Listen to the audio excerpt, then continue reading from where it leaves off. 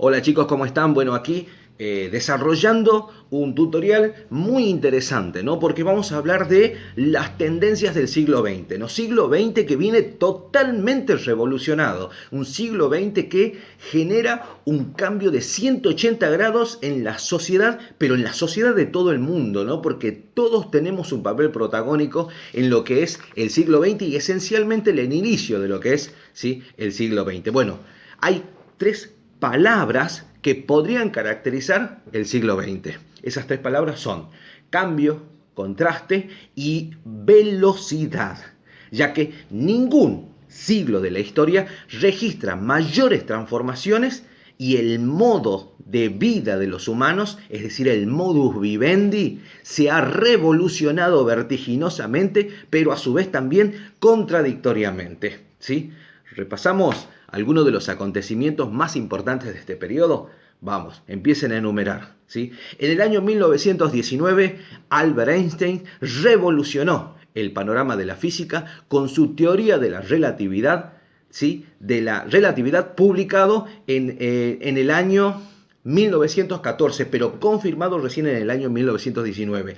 En ese mismo año, 1919, Ernest Rutherford logra aislar por primera vez el átomo. En el año 1908 se vendió el primer automóvil moderno, que es el Ford T. En el año 1912 se termina de fabricar el transatlántico más grande del mundo, que es el Titanic, ¿sí?, calificado como indestructible. Sin embargo, se hunde en el primer viaje inaugural y así termina con la ciega creencia de los hombres modernos de la invulnerabilidad de sus obras, ¿sí? En este viaje inaugural del Titanic murieron exactamente 1516 personas. ¿Ustedes creen que allí terminan los acontecimientos del siglo XX? Sigamos enumerando. En el año 1917, la Revolución Rusa instauró el régimen comunista en los países soviéticos y acabó con la dinastía de los zares. Los bolcheviques tomaron el poder e instalaron una dictadura del proletariado. Mientras tanto, se estaba desarrollando la Primera Guerra Mundial, que terminó en el año 1918. Y como si esto fuese poco, tenemos ahí nomás a continuación la Segunda Guerra Mundial, que se llevó a cabo entre los años 1939 y 1945. Tomemos un poco de aire. Que terminó con el acontecimiento de la historia bélica. ¿Sí? ¿Qué es lo que terminó con el acontecimiento de la historia bélica? El lanzamiento por parte de los Estados Unidos de las bombas atómicas, dos, como si fuese poco, que destruyeron las ciudades japonesas de Nagasaki y de Hiroshima.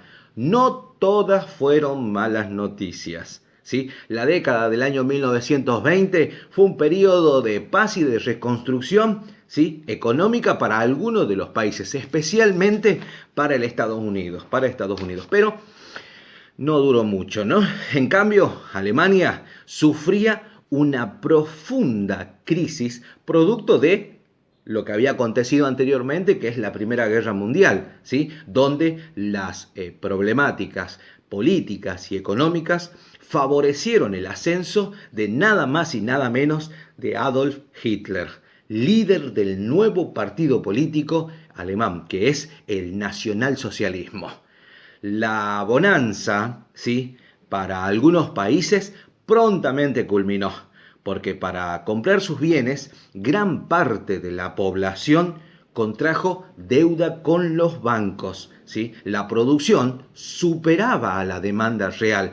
Entonces, muchas empresas alentaron tras las inversiones en la bolsa de valores, ¿no? Es decir, alentaron a invertir en la bolsa de valores. Pero la burbuja especulativa, ¿cuándo se rompió? Tiene una fecha exacta. Anoten, 24 de octubre de 1929, que es cuando la bolsa de valores Wall Street cayó estrepitosamente, violentamente, ¿sí? Las acciones perdieron todo su dinero y el desempleo afectó a la mayoría y de esta forma se entra y se inicia lo que se llama como la Gran Depresión norteamericana, ¿sí?